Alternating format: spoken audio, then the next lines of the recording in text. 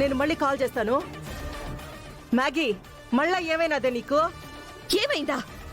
నువ్వు నాకు వెంకికి పెళ్లి చేస్తానని మాట ఇచ్చావా లేదా? ఇచ్చుండా కదా. ఇచ్చి నువ్వు చేసిందేంటి చెప్పు. అంటే మ్యాగీ, అది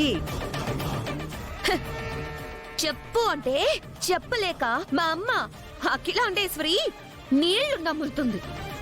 కానీ అవతల నా కాళ్ళ కింద చెప్పుల పడుండే అబ్బద్దు పెద్ద మనిషిలా రేపు లగ్న పత్రిక రాసుకోవడానికి రమ్మని వెంకీ ఫ్యామిలీని ఈ కొంపకి ఇన్వైట్ చేస్తుంది.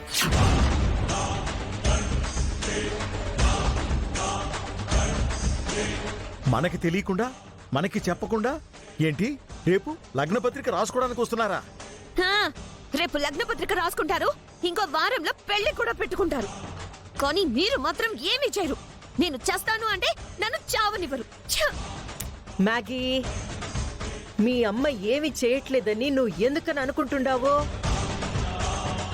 ఈ ఆలపాటి అఖిలాండేశ్వరిని కాదని ఎవ్వరూ ఏమీ చేయలేరు అని తెలుసుకునేలా చేస్తాను. నువ్వు కాస్త ఓపిగ్గా ఉండమ్మీ.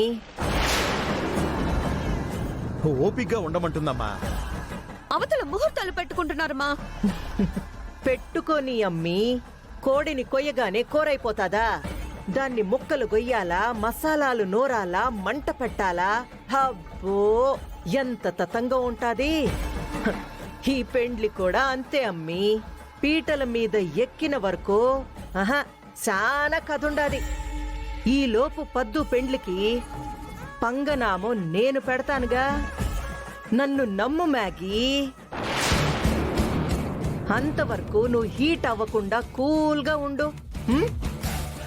ఇదిగో బావగారు, అమ్మా, అవతల వాళ్ళు పెండ్లి ముహూర్తాలు పెట్టుకునేదానికి కంగారు పడుతుండారు కదా. మనం ఇంకా ఆలస్యం చేయడం దేనికి?